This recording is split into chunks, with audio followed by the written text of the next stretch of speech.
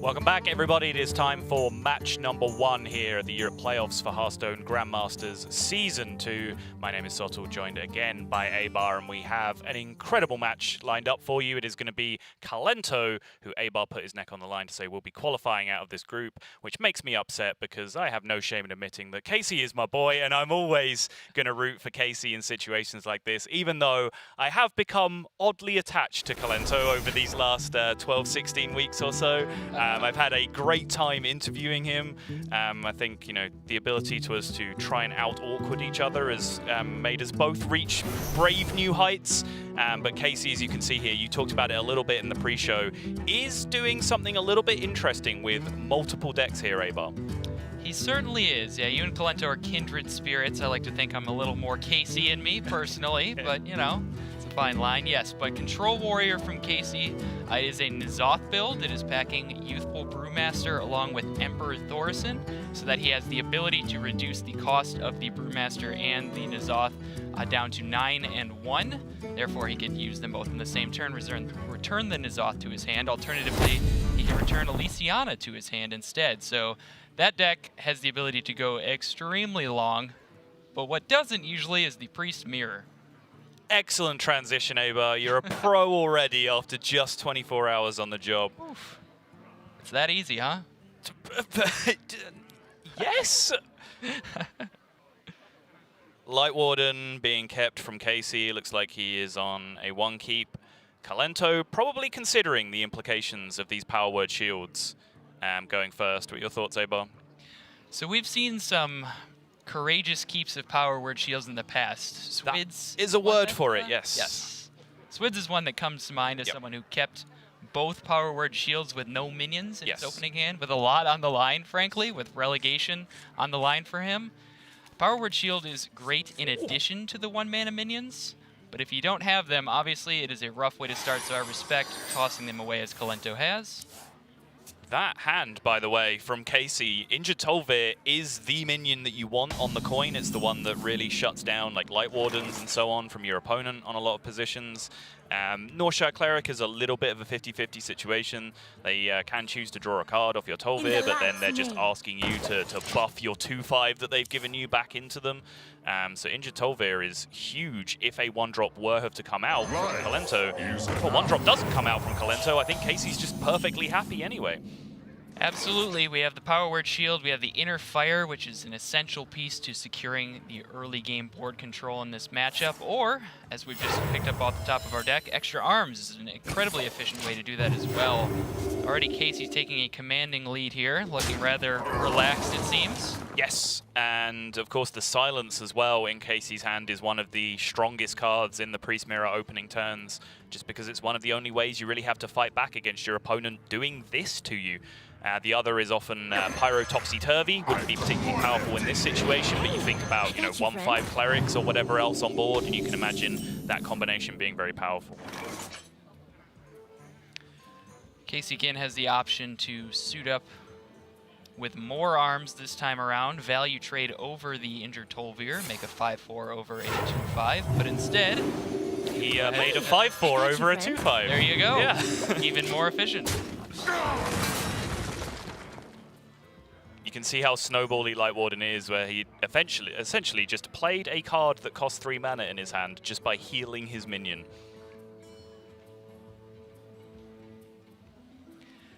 Important 50-50 here for Kolento, as he could really use the Injured Tolvir to return off the Cycle Comp, and he does get it. That felt essential. The other option was, of course, the Neferset Ritualist. Right. Crucially, Casie does have the comeback to this, though, with that Silence available. That enables him to take some really nice trades on this board next turn. I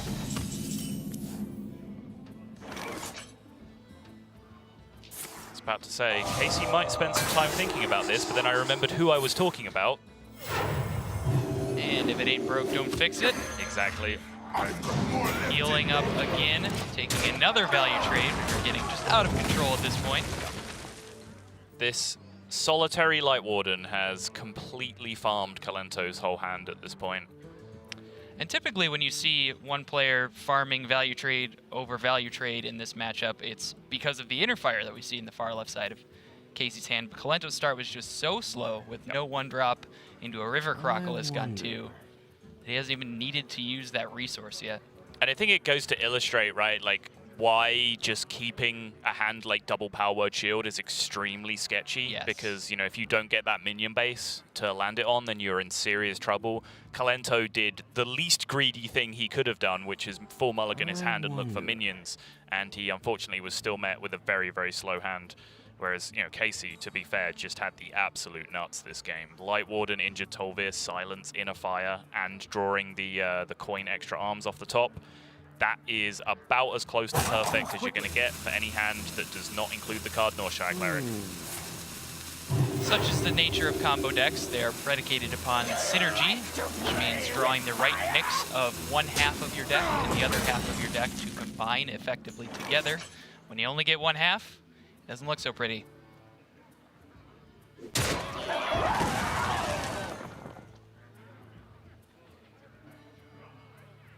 This is a difficult turn just based on the information that you know you have from Kolento's side. Like, knowing that there is a more arms here, you know that leaving the Blade Master as a 4-3 will potentially open up a value trade for your opponent, but anytime that they heal their minion, which they would most likely have to do in that scenario, your Light Warden is getting out of control.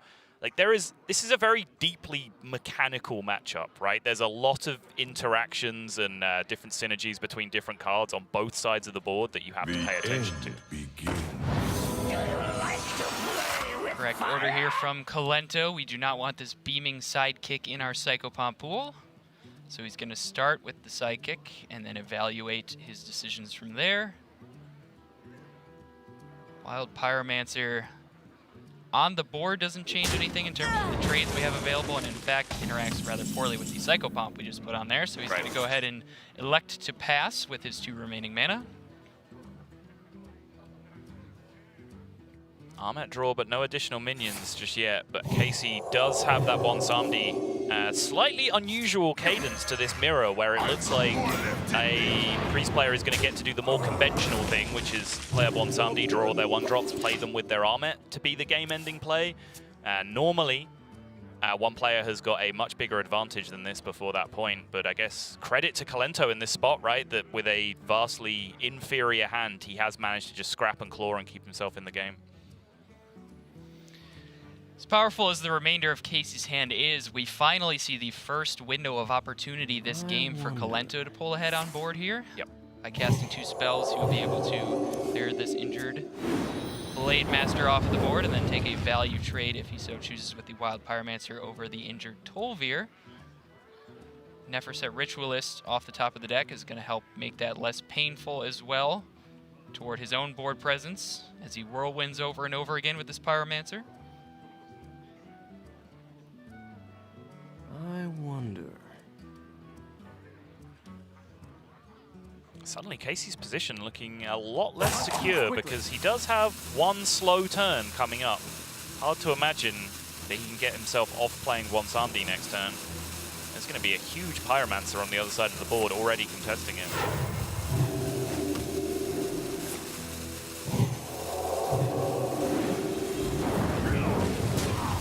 Casie having the Bonsandi and Kolento not so far, though. Yes. He is fine with things contesting things.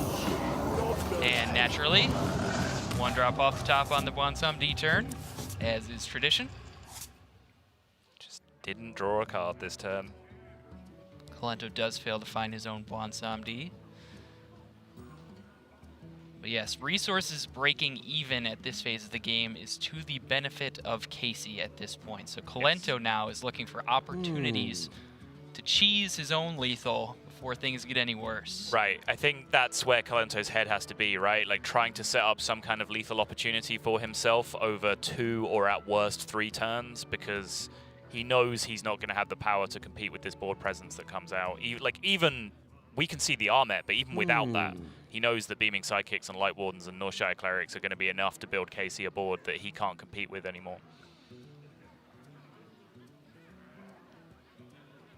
How do you even do that? Is it possible? You see any kind of lethal setup? Like even, you know, playing to an Inner Fire out off the top? I think it has to start with Northshire Cleric, right? If we pick up the Cleric and we can keep this Pyromancer at a high enough health total that it can't be traded by Blansamdi, then all of a sudden Cleric heals something, followed by Circle off the top, drawing a few cards, and then all of a sudden the combination of those cards coming together gives us some outs here. So the fact that this Pyromancer is still around is Kolento's light of hope here. Hey, I got you, friend. In the light's name. Is someone injured? Expected turn from Casie. Imagine this second Northshire Cleric is going to be reserved in Casey's position, particularly when you are staring at a wild Pyromancer on the other side of the board. Does not seem intelligent to play your second Cleric on the board here. Protect the armor. At least make it very yucky for Kolento to have to trade into it. I believe the last time we saw the double Cleric put on the board in this position, it was against Casie in a position where he felt like he was certainly out of the game, and then all of a sudden he popped up and started rubbing his hands together at the possibilities of that being his window of opportunity to come back. He has learned from other players' mistakes, it seems. And in wonderful Casie fashion, he then came on the interview and confirmed that he felt that his opponent had thrown the game. He will never mince his words in that position. We love him for it.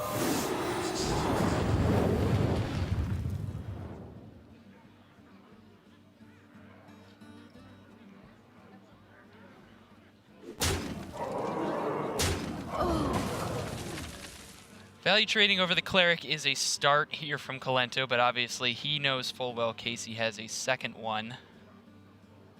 Yeah, I wonder whether that was even necessarily the go-to minion in that situation, since you know there's one Cleric on board. If there's one Cleric on board, there's not going to be two Clerics on board because of everything we just talked about. So by killing the first one, all you're really doing is forcing your opponent to spend 1 mana on playing the second one. It doesn't seem hugely important. Which he had the option of value trading over the Light Ward while he was still at 5 attack instead. Exactly. He could have then protected his remaining Pyromancer with this injured Tolvir. But, yeah, that's not the game we're playing anymore, is it? Nope, it sure isn't. That is currently a 19 attack Light Warden.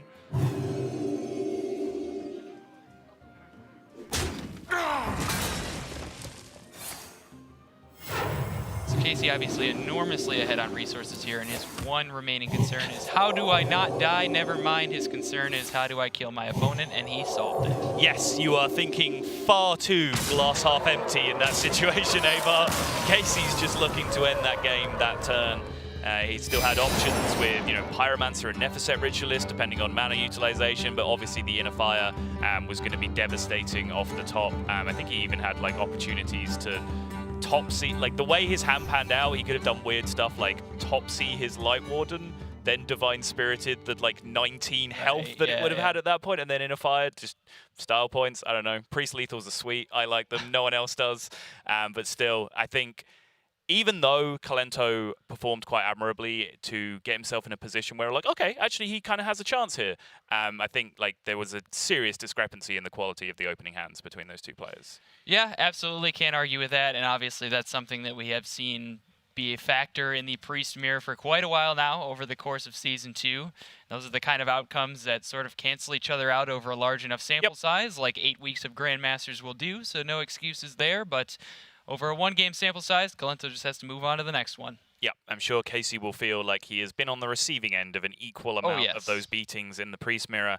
But you can see, apologies, we did not address this at the start of the series. You can see the Protects and Bans now down below us. That little Divine Shield bubble is the protected class. It was the Priest in both cases, where they then queued up that mirror match, and Shaman actually being banned away on both sides. So this is very interesting because we do now get left with the 2 spicy decks from Casie.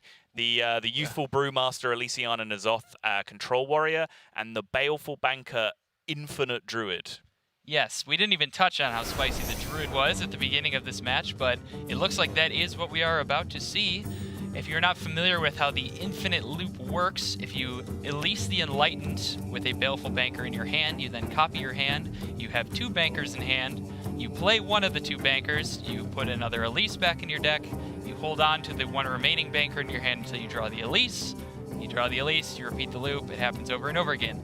So what are we doing with that loop? First of all, we can infinitely avoid taking fatigue damage, but even on top of that, if we add a Kun the Forgotten King, a new addition to this deck, into the mix, we can make a 7/7 and gain 10 armor at every iteration of this loop, which is pretty powerful. Yeah, not to mention, you know, if you could also duplicate Oasis Surges or Starfalls or whatever else alongside that, so that you have the ability to keep removing on key turns. And now you're taking a look at Abar's spotlighted deck of the day, the Highlander Hunter, that she gave you very extensive stats on in our pre-show about how it is one of, or if not the best performing deck in Hearthstone Grandmasters. Kolento has been a player that has favored this deck in almost all weeks, right up until week number 7.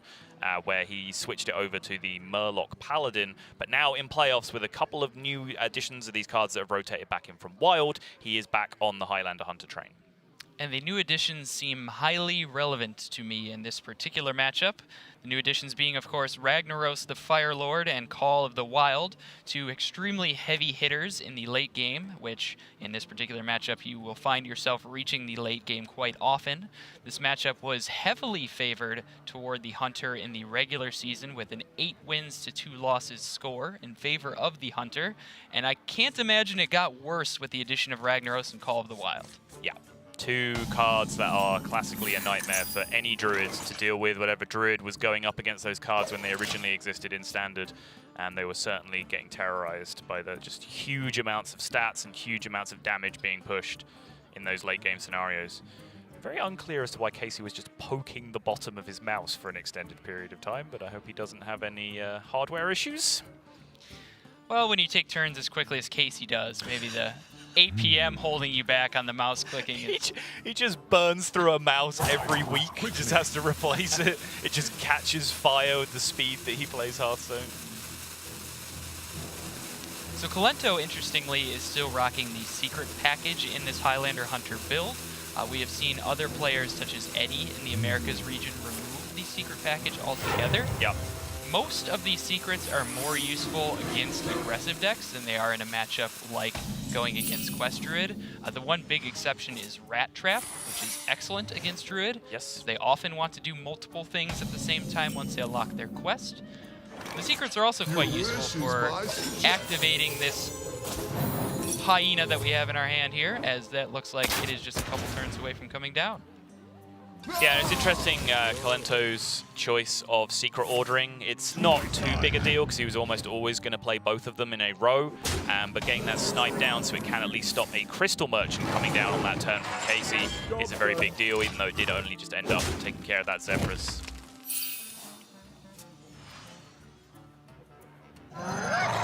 As foreshadowed, Hyena Alpha on 4, incredibly powerful against Druid.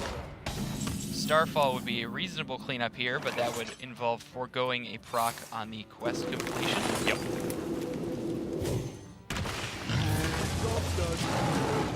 Wrath is about as good as he could hope for there. I think if he did draw the Starfall, we'd have to have a serious think about whether that card is getting cast this turn and losing the quest progress. He'd then probably be looking at 3/3 Oasis Surges on the following turn into Nourish and Anubisath Defender, which is a very playable curve, but it would, of course, slow him down. But yeah, Wrath is about the best thing he could have found outside of that, which does buy him just a little bit of time. Make sure he was only taking 8 from that Huffer instead of 12. Casie would love to be able to ignore what Kolento's doing to the best of his ability and develop his own proactive game plan. A second Anubisath Defender would have helped that significantly. The first one, though, is not bad. Casey's going to get the news that there's no Rat Trap currently on Kolento's side. So that's a good sight for him as well. Yeah, he is potentially going to have some issues with this Snake Trap, though, but he has picked up a swipe alongside his Oasis Surger, so that 1-2 punch on turn 9 is actually going to shut down all of Kolento's board state here, as far as I see it. And by turn 9, you do mean the 9 mana turn for Druid? Correct, yes. They do cheat. Yes, International Druid time, turn 9. They cheat in multiple ways if you ask the hunter right now. There are multiple taunts on the board as well. Yes. Which is cheating. I'm sure chat agrees with you. Big surprise, the guy that said that he had like 7,000 zoo wins or whatever it is thinks taunt is cheating. 7,000 Warlock wins. I will have you know I played a lot of Q-Block as well, which people probably aren't happy to hear either, but you know. I also loved Q-Block. It's the too. exact kind of degenerate, powerful deck that I just get along with. I played Q-Block Mirrors on the top of America's ladder for months, happily, not complaining or asking for nerf.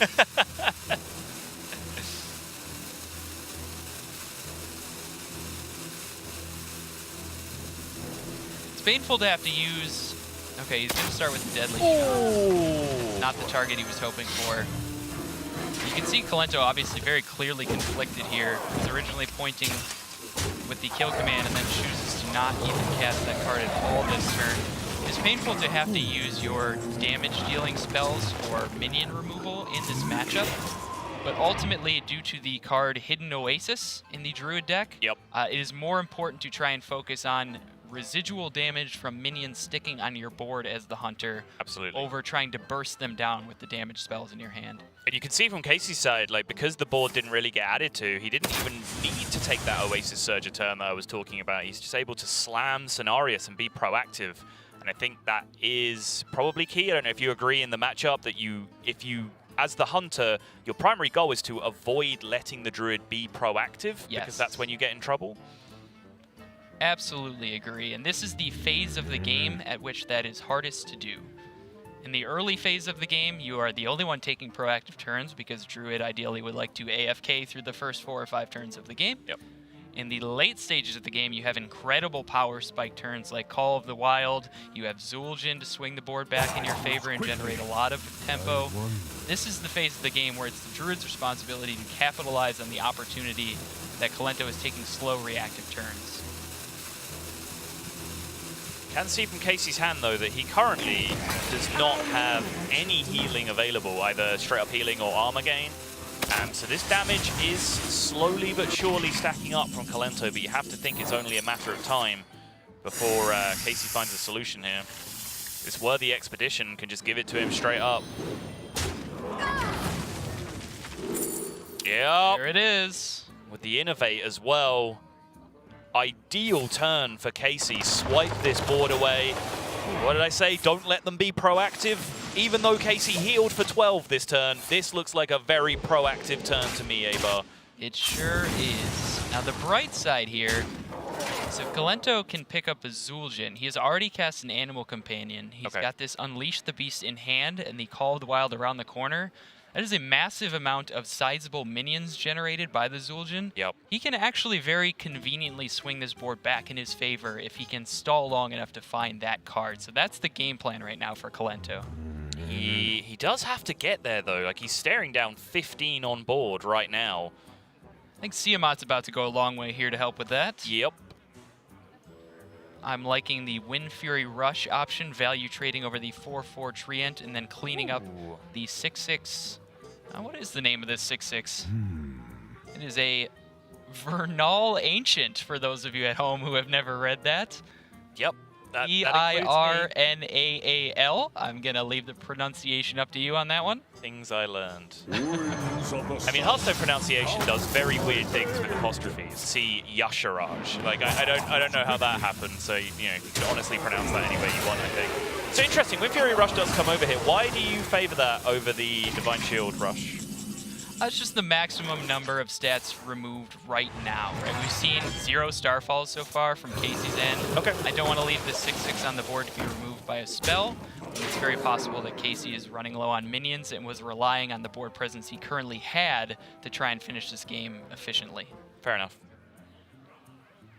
I can get down with it. It's very rare that you see an Oasis Surger on the far left side of your hand once you've made it to turn 9 in the game. It just so happens that there was no way that Casie could have put that down earlier. Yeah,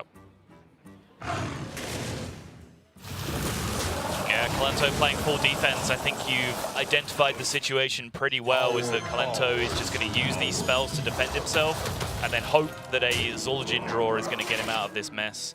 That is a Glinda Crowskin, which always makes things exciting when it's randomly generated. A Muck Hunter as well is slightly above average at the 5-mana spot, if we're talking stats. Huge 5/8. Battlecry minion gives minions to your opponent. I believe they're 2/1s? Yes, which is why it's so overstatted. When you summon it from an effect like Feoris, of course, you just get the big old dumb pile of stats on the board. So if Kolento called the wilds here, he is dead on board. He can trade the Huffer into the Feoris, and then the Misha gets value traded over. Okay. You can swing into the Wisp, and then it was one off. It was one off. Yeah, you have to Eagle Horn Bow a Wisp to live, and I would ask whether that is really living, Abar.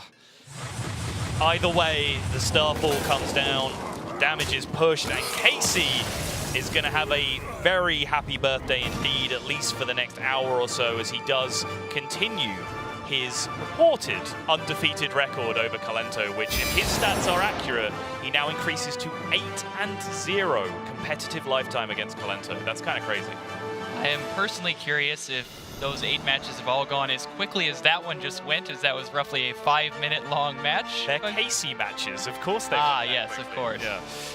But I think, great performance. I think, you can kind of see why I find Casie so entertaining to watch. There's just so many turns where we've been patterned, we've been conditioned to be like, okay, the player's going to rope this, right? Like, there are multiple decisions. Casie just does all his thinking on his opponent's turn, essentially. And then when it passes back to him, he just has this instinct. He trusts that. It's what's given him success. I think the times where he does get into trouble is where he potentially overthinks things. I think his play pattern and his rhythm and his speed is what leads him to being successful in a lot of positions. Yeah, there were a couple phases of that game, I think, that other players might have made a mistake that would have led to a worse outcome. The first one being the way that Casie completely disrespected the rat trap once he got into the phase of the game where he wanted to dump his hand. Just ignored that that was a possibility, took a calculated risk that I liked because I felt he needed to secure tempo there. Also using the Floop as an additional Nubisat defender instead of valuing that for some point later in the game, maybe to copy your Kun and get an extra one of those effects. I like the way he played very proactively for tempo in that game. Yeah, I do indeed, but I believe we are ready to take a quick break. We have plenty more playoffs action coming up to you, and I believe we are going to be seeing the debut of Tice in the Europe playoffs coming up after the breaks. Don't go anywhere, guys.